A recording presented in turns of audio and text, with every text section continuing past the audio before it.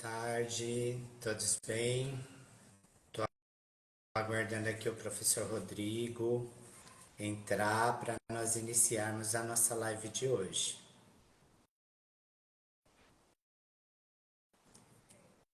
Vamos aguardando mais um pouquinho.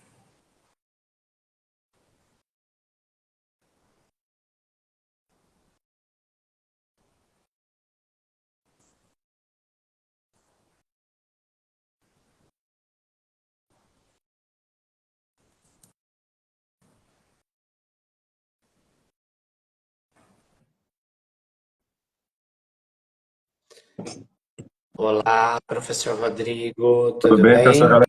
Alex? Bem, Tudo jóia? tudo Deixa eu só bem? Tudo bem. Eu vou só conectar no fone aqui. Tá. Aí nós iniciamos. Acho que eu consigo fazer sem aqui.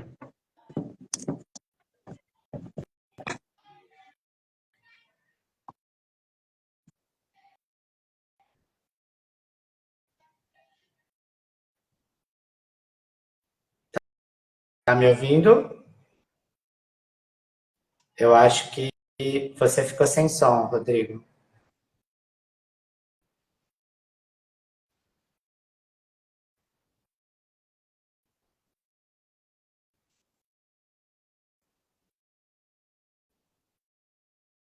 Tá sem som. Peraí. E Agora, agora? agora sim. Agora sim. Ótimo. Excelente. Perfeito. Vamos começar então? Pode ser? Vamos lá. Pode ser. Então tá bom. Boa noite. Boa noite, pessoal. Então nós estamos iniciando a nossa live de hoje. E hoje nós temos um convidado aqui, que é o professor Rodrigo. Ele é especialista com a área de urgência e emergência e nós vamos conversar hoje sobre a temática dos dispositivos extras e supraglóticos. E para iniciar, é importante que a gente faça uma apresentação breve. Então, o professor Rodrigo vai se apresentar e depois eu falo um pouquinho também da minha formação, para a gente dar continuidade aí. Pode ser, professor? Pode ser. Então, boa noite, pessoal. Gostaria de agradecer pelo convite do professor Alex, de estar aqui na primeira live, né? Sempre tem a primeira vez. Espero que o conteúdo seja bem interessante para vocês. Então, alguns que estão entrando já me conhecem. Para quem não me conhece, sou o professor Rodrigo Guerra, sou professor da Unimax, tá? Já tenho aí 3 anos e 3 anos e meio. Sou especialista pela PUC Campinas em terapia intensiva e tenho os cursos voltados aí para a parte pré-hospitalar, primeiros socorros, urgência e emergência. Eu atuei muito nessa área de urgência e emergência quando eu fiquei vinculado ao Exército aí durante 7 anos, quase 8 anos. A gente atuava lá na parte mais de pré-hospitalar e um pouquinho do intra-hospitalar também. Muito bem, professor. Para quem ainda não me conhece, né? A maior parte do pessoal também já me conhece. Eu sou o professor Alex, sou enfermeiro, docente e gestor de curso. Trabalho lá na Unimax também e atuo também na Prefeitura Municipal de Indaiatuba. Tenho também especialização na área de urgência e emergência. Hoje eu não atuo diretamente nesta área, trabalho mais com a questão da gestão e da educação, mas é uma área que eu estudo e venho buscando também aprimoramento, né? E é uma área bastante interessante porque sempre nós temos guidelines atualizados, protocolos atualizados, então é importante que a gente busque cada vez mais nos atualizar, né? E trazer esse aprimoramento e esse aperfeiçoamento constante. Então, para iniciar, para quem está entrando agora, né? Então, hoje a nossa temática é os dispositivos extraglóticos e supraglóticos e a atuação do profissional enfermeiro, né? Que tem hoje um respaldo legal a partir de resoluções do nosso Conselho Federal de Enfermagem, que respalda o profissional para realizar esses procedimentos em situações de urgência e situações de emergência, os procedimentos extraglóticos e supraglóticos, tanto no ambiente pré-hospitalar quanto no ambiente intra-hospitalar. Então, para começar, professor, eu acho que é importante a gente conversar um pouquinho sobre que resolução é essa, né, que nos respalda. Lógico que nós não vamos ficar aqui discutindo a resolução inteira, mas o que essa resolução traz que é importante para nós, profissionais enfermeiros, para os estudantes que também estão presentes, eles saberem em relação a esse procedimento, que é um procedimento que o enfermeiro tem um respaldo legal para fazer, né? E quando outras vias, né, de trazer uma ventilação, uma oxigenação para o paciente, não é possível nesse momento de emergência. Pode falar um pouquinho sobre essa resolução, professor? Com certeza, professor. A gente tem visto, né, inclusive na nossa área, um avanço do nosso Conselho Federal, né, em estar cada vez mais permitindo, né, que o enfermeiro consiga ser mais autônomo no seu atendimento. E a gente tem a resolução que ampara aí sobre os dispositivos extraglóticos, né, que é a resolução 641 de 2020. Tá? Essa resolução, ela traz o empoderamento, né, a aprovação do enfermeiro na realização da passagem desses dispositivos extraglóticos e supraglóticos. A gente está falando essas duas palavras, a gente já vai explicar um pouquinho para o pessoal a diferença. E no seu artigo 1º dessa resolução, ela fala dos dispositivos extraglóticos, né? O enfermeiro, ele pode realizar a utilização desse material, realizar esse procedimento desde que ele esteja capacitado. E essa resolução, professor, ela é principalmente no artigo 1, ela fala sobre os dispositivos extraglóticos, mas ela também tem outros 2 artigos com coisas importantes, informações importantes. No artigo 4º, ela fala sobre a cricotireoidostomia por punção, onde o enfermeiro também capacitado pode estar realizando, e a utilização da pinça Magil, né, junto com o laringoscópio, para aquele paciente que teve obstruções de vias aéreas, a OVAC, né, obstrução de vias aéreas superiores, não conseguiu fazer as manobras de desengasgo, né, a manobra de Heimlich, né, mais antigamente chamada de Heimlich, agora mais atual, manobra de descompressão abdominal. Ela não dando certo, o enfermeiro também poderia utilizar, né, a pinça Magil, né, não sei se todos conhecem, e o laringoscópio para tirar aquele objeto. Então a gente vê que é uma resolução que traz aí o objetivo de garantir uma via aérea para o paciente. E a gente vai focar nesse artigo 1º aqui, que são os dispositivos extraglóticos. Perfeito, professor. Então a gente vê, né, que além de trazer os dispositivos, a resolução também fala, né, de dar para nós outros fundamentos, né, de como mantermos essa via aérea pérvia, né? Então, manobras, a pinça para fazer a desobstrução, a crico, né? E aí nós fomos falando algumas terminologias que podem não ser tão claras para quem está nos ouvindo, né? Então, eu acho que para iniciar, a primeira coisa eu acho importante a gente conceituar, trazer esses conceitos, né? Desses nomes que parecem meio estranhos, né? À primeira vista, que é os dispositivos extraglóticos, o que são esses dispositivos supraglóticos, né? E até mesmo, professor, trazer uma diferenciação do que esses dispositivos têm em relação aos dispositivos tradicionais, que é aqueles que a gente já conhece, né? Que é um tubo orotraqueal, né? Uma cânula de Guedel, né? Então, esses dispositivos são dispositivos que, de um certo modo, eles trazem a abertura das vias aéreas, uma boa ventilação também e automaticamente uma oxigenação para o paciente. Mas é importante a gente conceituar e também importante nós entendermos as diferenças, né? Por que nós, enquanto enfermeiros, podemos realizar este procedimento e não podemos realizar outros procedimentos que têm uma mesma finalidade, tá? Acho que podemos começar por aí, pode ser? Tá ótimo. Só contando um pouquinho da história, né, professor, da máscara laríngea, que ela já tem um tempo, né, que ela foi inventada, já está aí com 41 anos. Né, ela foi inventada por um médico anestesista britânico, Art Brain.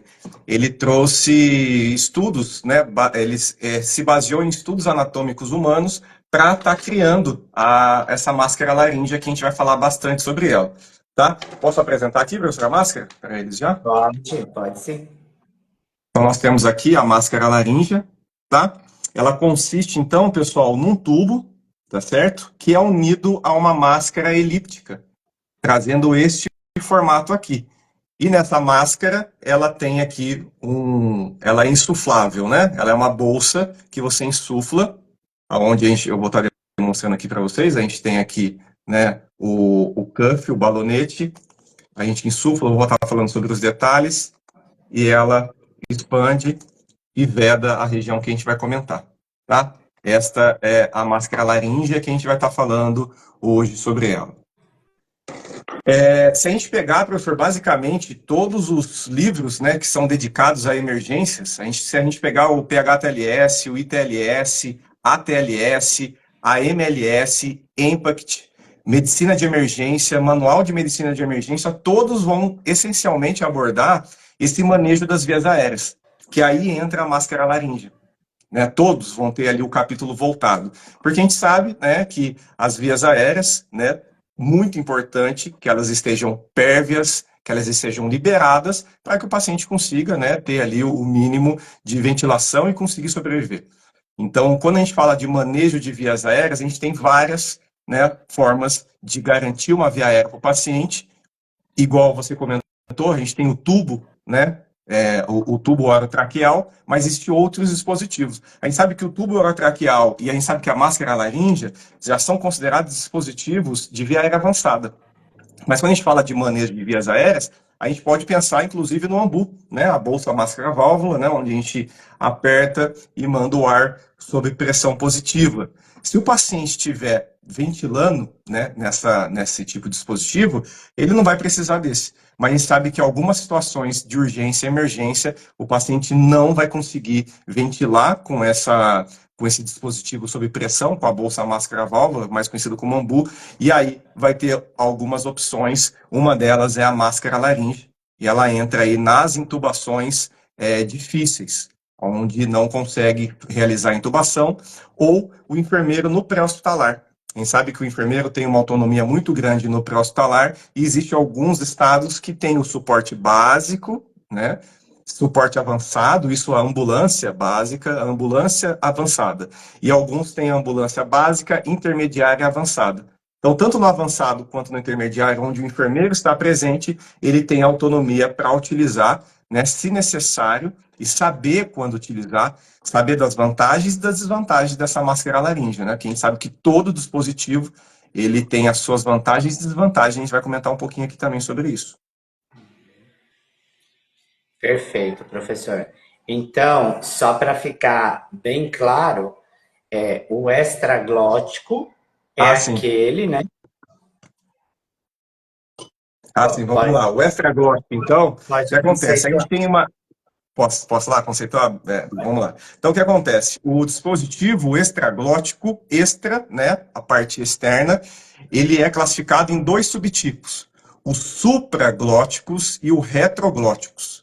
Então, a gente tem ali os dispositivos extraglóticos, que vai estar assim lá na resolução DG, né? E a gente tem, então, essa subdivisão em supraglóticos e os retroglóticos. Os dispositivos supraglóticos, nós vamos ter necessariamente todas as máscaras laríngeas nos dispositivos supraglóticos. E por que supraglótico? Porque ela fica acima da região da glote. vedando toda essa estrutura, tá? Ela vai ser inserida assim, ela veda essa estrutura, por isso que é supraglótico. Existem outros dispositivos que são retroglóticos, tá? Que ele vai ficar numa posição posterior ao esôfago, um pouquinho mais superior.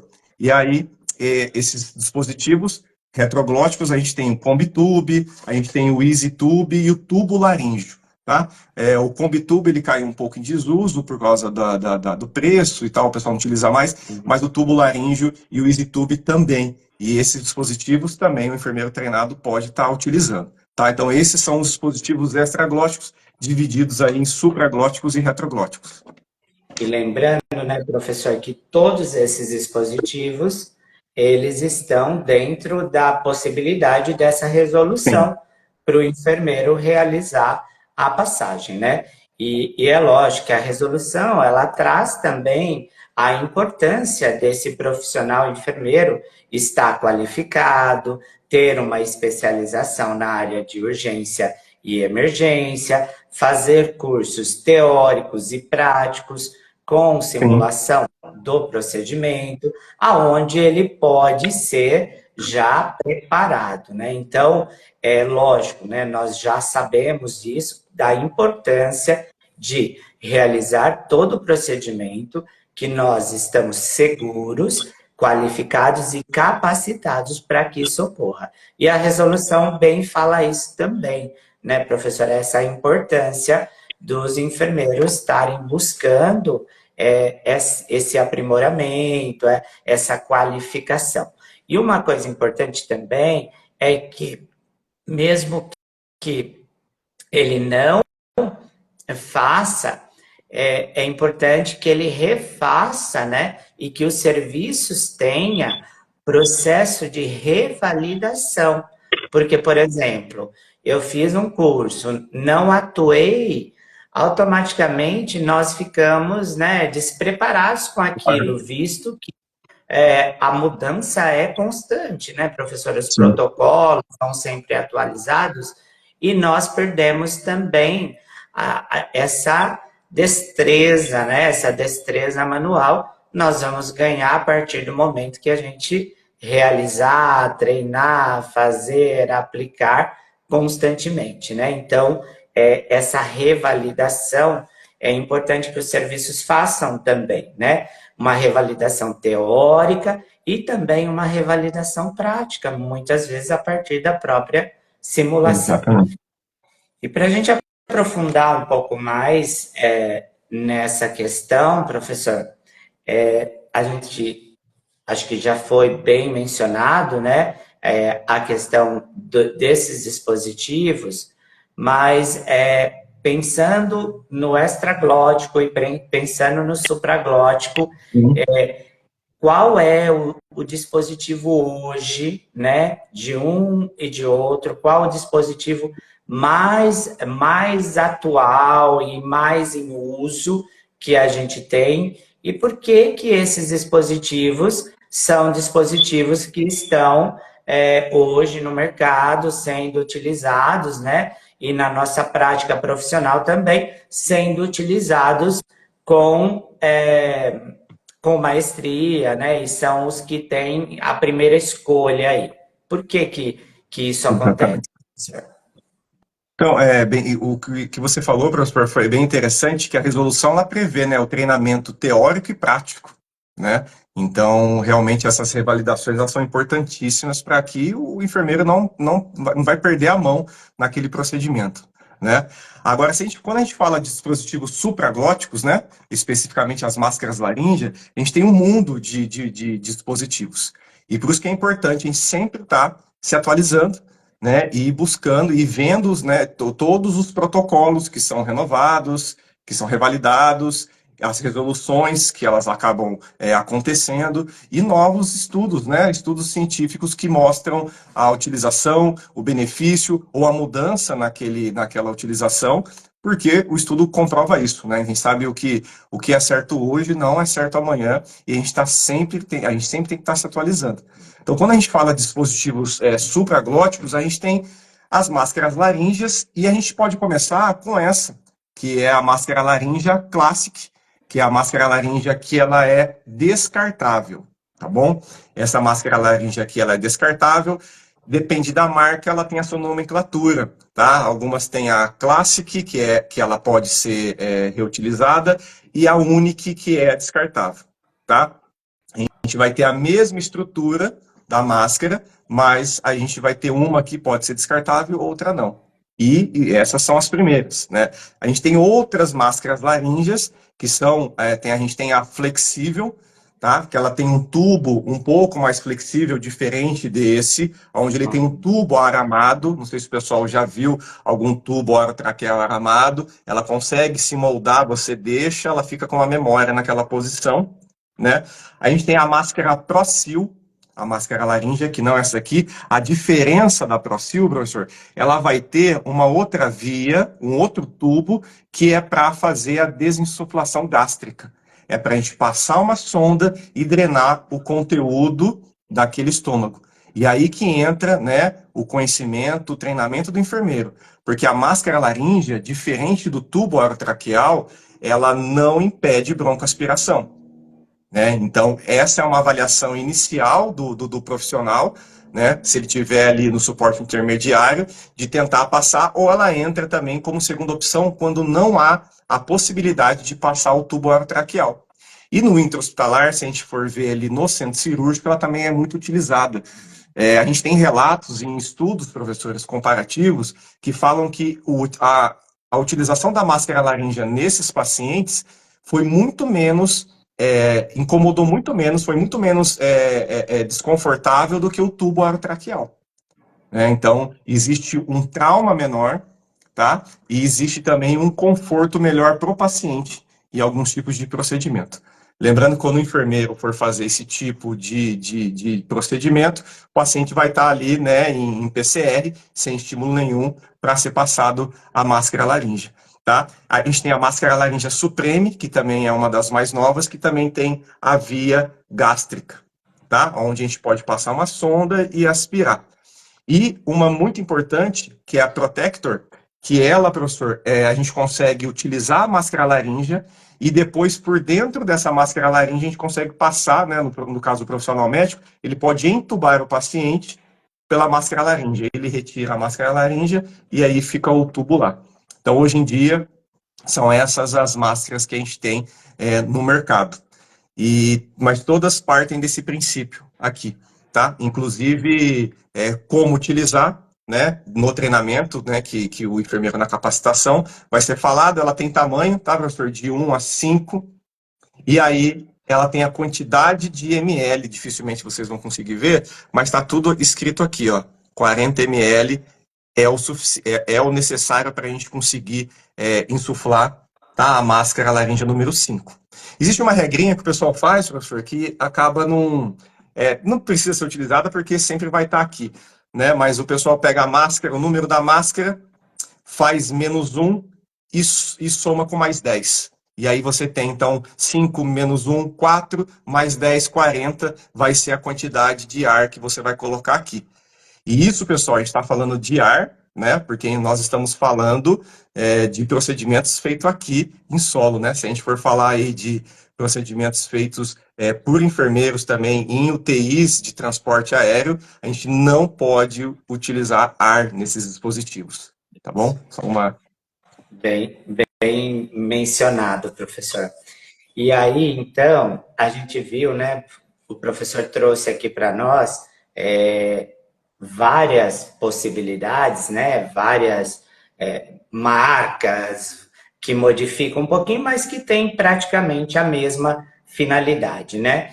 E aí, no início, o professor falou um pouco sobre o Combitube, né? E Sim. falou que também ele não é muito utilizado mais hoje por conta do valor e tudo mais. E ele tem uma especificidade, né, diferente.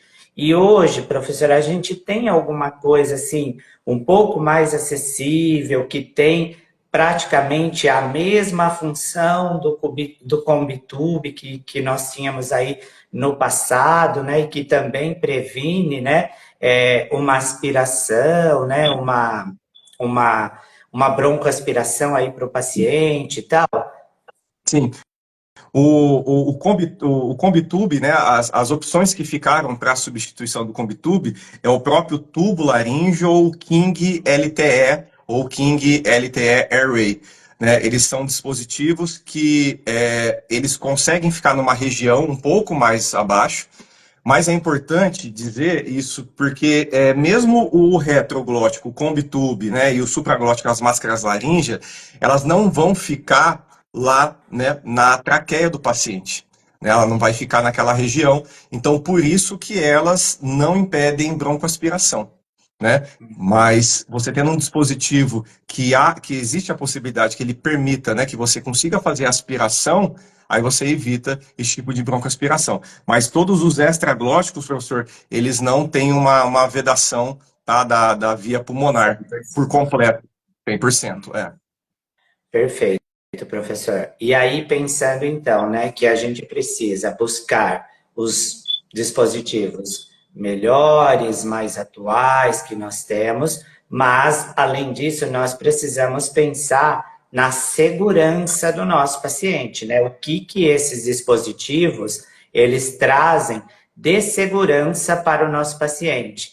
Então, professor, fale um pouco para nós sobre esse impacto, né, que esses dispositivos podem, né, apesar de serem dispositivos atuais e têm o objetivo de trazer uma ventilação, trazer uma via pérvia, né, que faça uma boa ventilação, automaticamente uma oxigenação em pacientes que possa estar aí, né, com o nível respiratório comprometido, que impacto, né, que esses dispositivos, pensando na segurança, que impacto que esses dispositivos podem trazer aí para o nosso paciente, principalmente em situações de emergência, visto que esse é o foco dos dispositivos extraglóticos e supraglóticos, certo?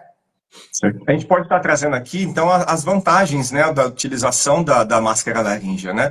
A gente tem, a gente pode citar a primeira, que ela vai fornecer a ventilação equivalente ao tubo traqueal. Se a gente for pensar que, mas o paciente a gente pode ventilar ele pelo umbu, tem paciente que você não vai conseguir ventilar pelo umbu, ele não expande. Né? E aí, você tendo essa situação de não expansibilidade, você tem pouco tempo para conseguir fazer com que esse oxigênio entre o paciente. Então, ele traz essa ventilação equivalente ao tubo orotraqueal, ele tem uma menor insuflação gástrica, quando a gente compara, professor, com o BVM, com o AMBU. Então, o AMBU, a hora que você faz a pressão positiva, ele manda o ar. E esse ar ele pode tanto ir para o pulmão quanto ir para o estômago, e aí faz insuflação gástrica, aumenta a chance de broncoaspiração. Então, ela não permite, né, ela faz com que o paciente ela não protege contra a broncoaspiração, mas ela não estimula igual ao AMBU, porque o AMBU vai estimular essa broncoaspiração, essa regurgitação do paciente. Menos traumática, ela vai ser menos traumática em relação à intubação. O treinamento dela é um treinamento, né, que é mais acessível. Aí, a gente tem 2 profissionais que podem realizar. É importante lembrar, o único profissional, né, os únicos profissionais que são autorizados a utilizar esse material é o médico e o enfermeiro. Tá? Não entra outros profissionais, não entra o técnico de enfermagem também. Tá? Para a utilização dela, uma vantagem é que não precisa fazer a laringoscopia, onde passa o laringoscópio e introduz. Tá? Também ela não é necessária, isso é muito importante, professor.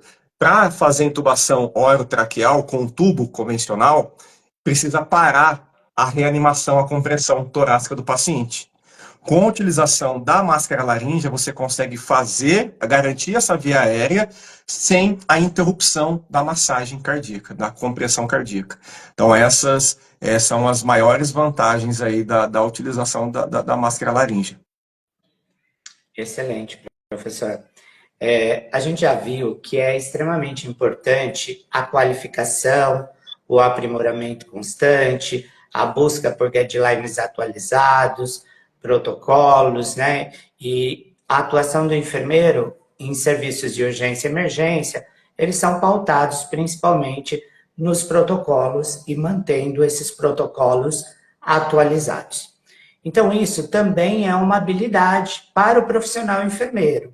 Mas que outras habilidades, professor, esse enfermeiro precisa ter para lidar, habilidades e competências essenciais, ele precisa ter para lidar com essas situações, né, que de repente pode ser que ele não tenha, mas que ele possa desenvolver, porque competências e habilidades não são, algumas são natas, outras não, mas nós podemos desenvolver desde que queremos, desde que aprofundamos e também estudando em relação a isso, para que, de fato, essa utilização ela seja feita de forma correta, da forma mais precisa. Habilidades que eu digo não só as habilidades motoras, manuais, mas que outras habilidades e competências os profissionais enfermeiros precisam ter. Sim, a gente tem, então, assim, com o treinamento contínuo, né, e a utilização desses materiais na prática, a gente desenvolve no profissional, né, que utiliza, que faz utilização desses procedimentos, esse senso crítico, né, esse senso crítico para conseguir saber o momento de utilizar esse material. Né? Então, não é só saber, eu sou muito bom em passar uma máscara laríngea, eu conheço tudo, mas esse olhar clínico do paciente em saber que ele realmente está necessitando. Né? A gente sabe que o enfermeiro com essa autonomia, né, isso que é importante falar, quanto mais autonomia, mais responsabilidades. Então a gente vai ter lá um enfermeiro que geralmente ele gosta, né, dessas práticas de urgência e emergência, né, que tem uma dinâmica bem, né, corrida, né, corrido, mas tem que ser organizado. E o enfermeiro que trabalha nessa área, ele tem que desenvolver, né, essa habilidade de tranquilidade, de conseguir avaliar todo o cenário, não só a vítima que está ali precisando, isso dentro do intra-hospitalar quanto do extra-hospitalar. Então, essas habilidades trazem essa maior amplitude de visão do profissional que utiliza esse material. Então, é bem interessante e bem gratificante, né? Quando a gente consegue juntar todas essas habilidades técnicas, né, as socioemocionais e garantir, né, o objetivo principal, que é ali melhorar a condição daquele paciente.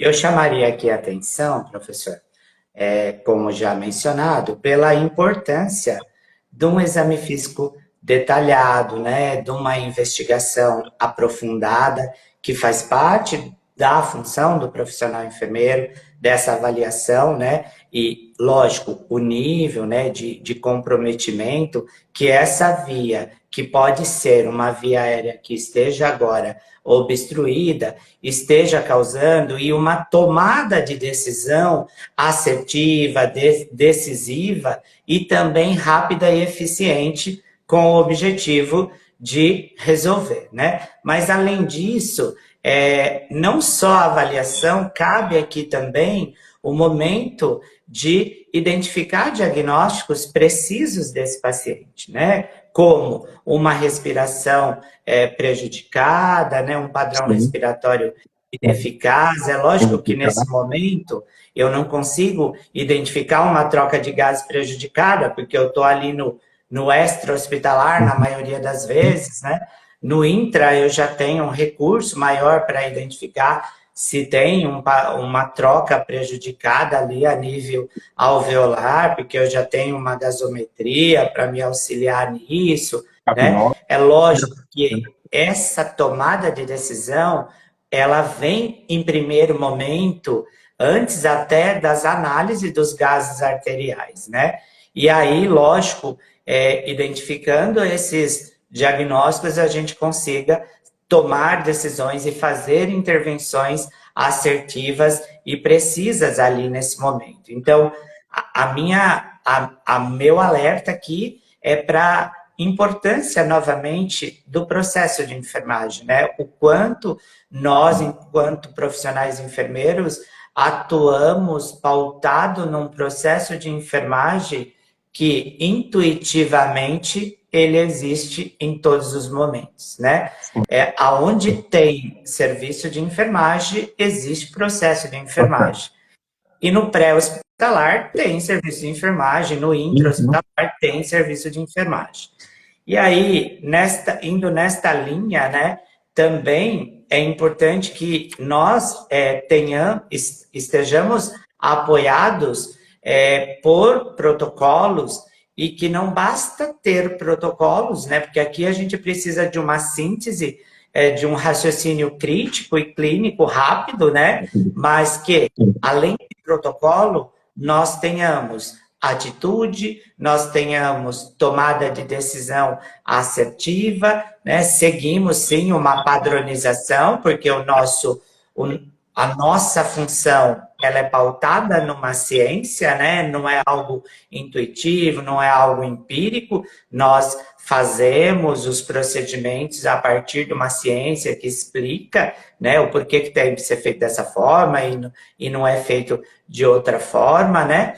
Mas que a vivência tem algo muito importante também, né, professor? Que traz essa experiência, né? Então, isso ajuda, com certeza, raciocínios mais apurados e raciocínios mais rápidos e eficientes aí para essa tomada de decisão. E pensando nesses dispositivos mais atuais, né? O professor trouxe alguns dispositivos bem atuais. Esses protocolos, eles estão dando conta dessa demanda hoje, como que isso tem acontecido, né, para que, de fato, ele incorpore a rotina do profissional enfermeiro, seja no pré-hospitalar quanto no intra-hospitalar, professor.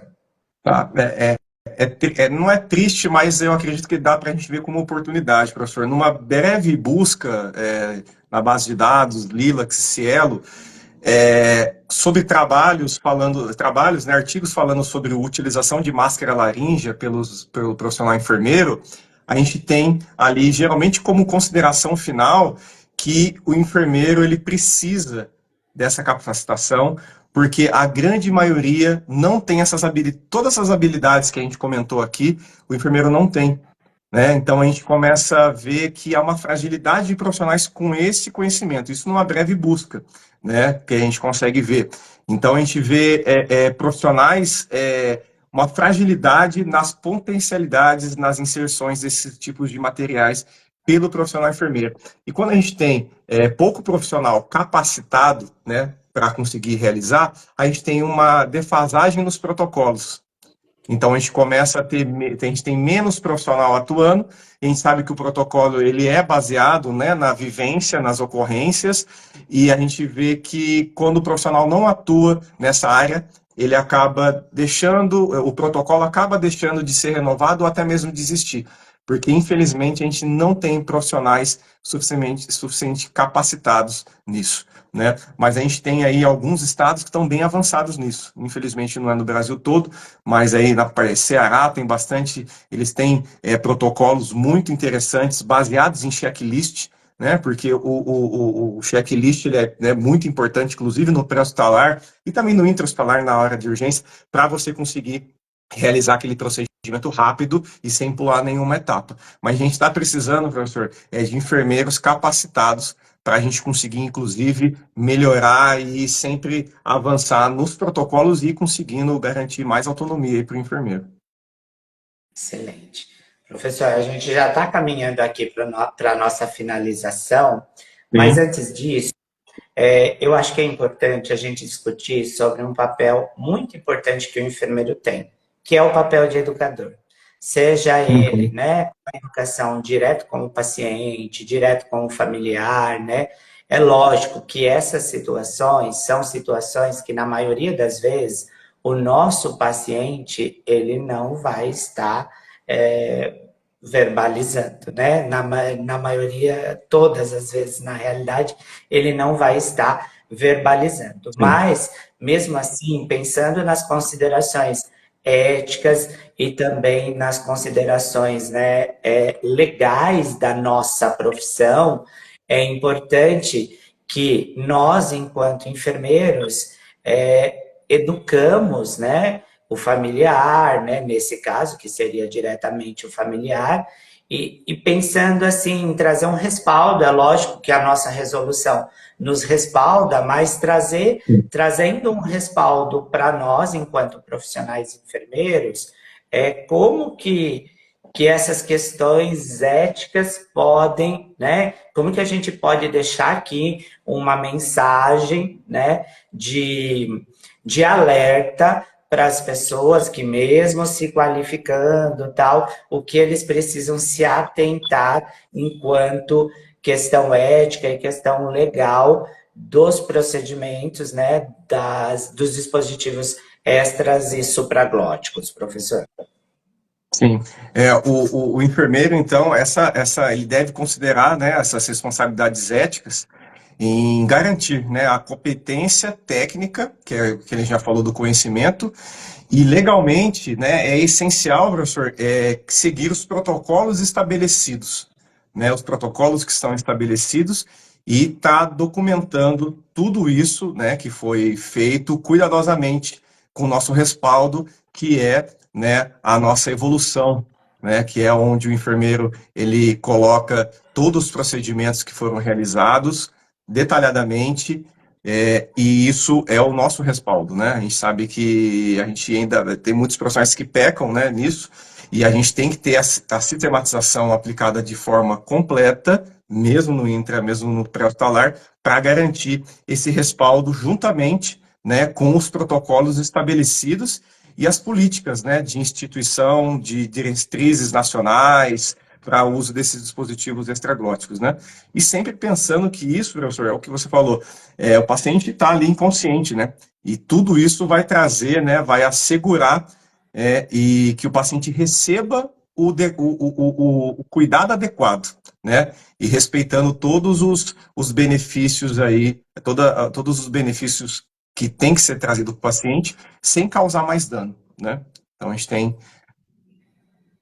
Excelente. isso como premissa, né?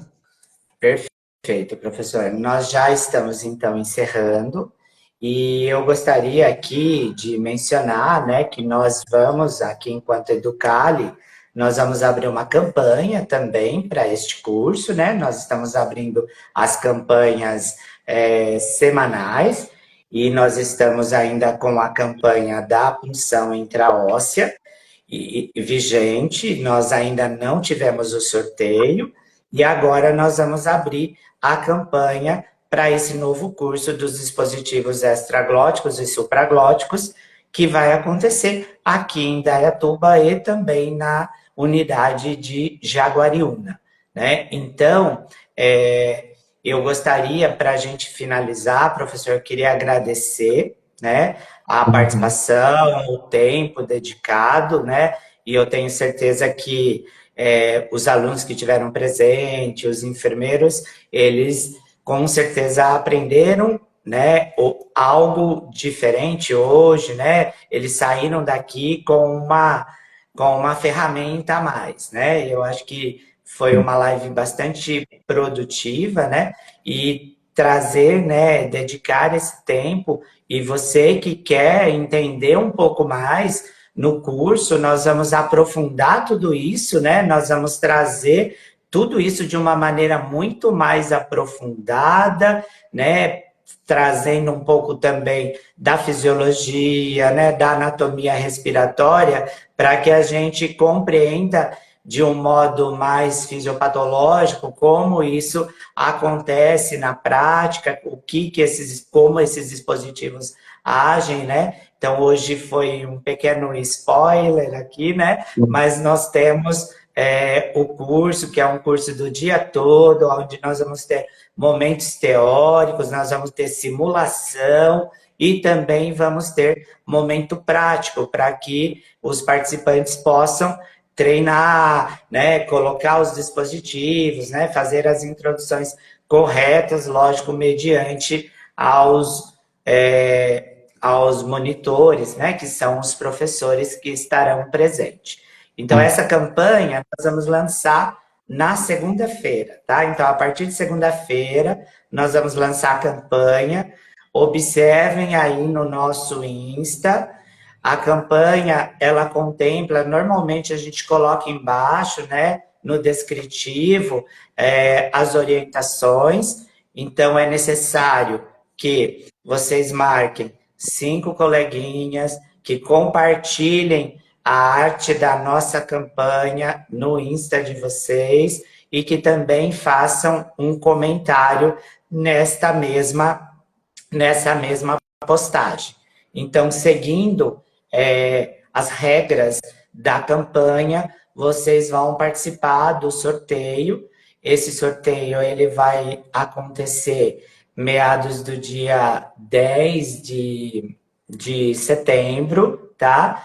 Então, vocês têm um tempo aí para participar e qualquer um pode se inscrever, né? Então, se for alguém de Indaiatuba, participa no curso aqui. Se for alguém sorteado de Jaguariúna, participa no curso lá em Jaguariúna, certo? Então, para finalizar, professor, deixa uma mensagem aqui para nós, para os participantes aqui, e nós já vamos conduzindo para a finalização.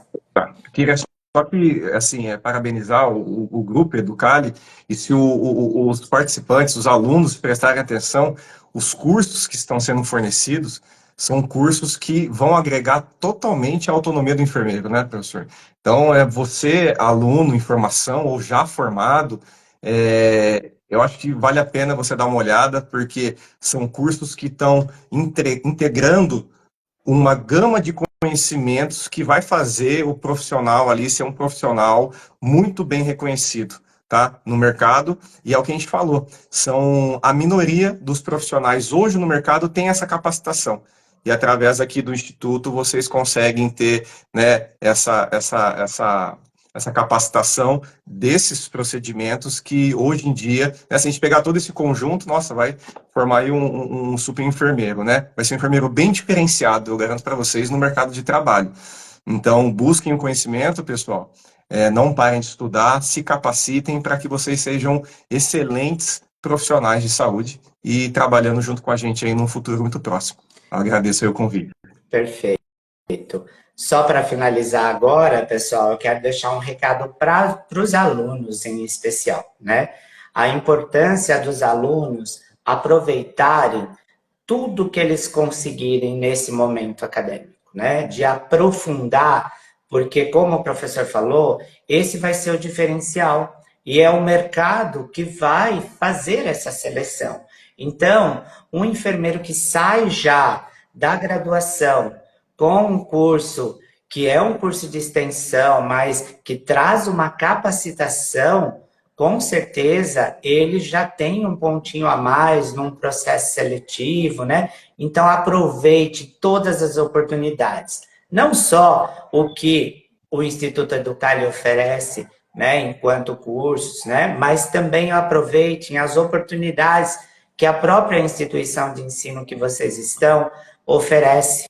Então, aprofundem além do que é o básico, né? Porque, assim, para ser bem sincero, hoje as graduações, nós trazemos um conhecimento não tão aprofundado, porque são muitas coisas que precisam ser vistos, né? São muitas disciplinas, então acaba não dando para aprofundar. E é a partir desses cursos de aprimoramento, de aperfeiçoamento, que vocês vão cada vez mais se qualificando e vão sair, com certeza, com um conhecimento diferenciado. Muito obrigado, pessoal, pela participação e até sexta-feira. Sexta-feira nós temos outra e sexta-feira nós temos uma live sobre a geriatria e a gerontologia. Aguardamos vocês também, tá bom? Na próxima sexta-feira. Sexta-feira é eu com a professora Elaine Valias, tá bom? Aguardamos vocês. E até lá. Tchau. Tchau, tchau.